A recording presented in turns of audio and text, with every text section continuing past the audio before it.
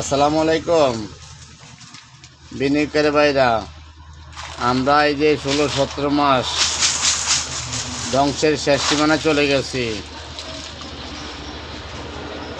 এটার দায়ভার কে নিবে? এটা কে এগুলা করতেছে? রাশেদ মাকসুদ এত ক্ষমতা পায় কোত্থেকে? যেখানে কোনো সরকার নাই, কোনো নাই, কিছু রাশেদ এত ক্ষমতা পায় কোত্থেকে? অর্থ উপদেষ্টা কত ক্ষমতা নিয়ে বসছে? অর্থ উপদেষ্টায় তার হুকুমে চলতেছে না কার হুকুমে চলতেছে? এখন বর্তমানে সামনে দেখা যাচ্ছে কোনো 16 যারা ছিল তারা নাই, এখন আছে কে? বিএনপি, জামাত।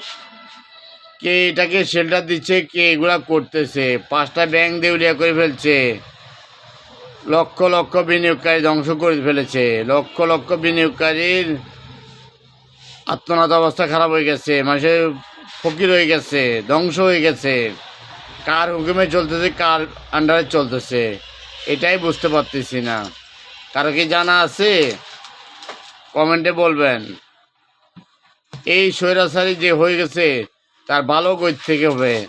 আবার নেক্সট টাইমে তো মানে ক্ষমতা চাচ্ছে, তাহলে বোঝা যাচ্ছে কি পিছের থেকে সামনে আরও ভয়াবহ অবস্থা আসতেছে। কারণ এখন দেখা যাচ্ছে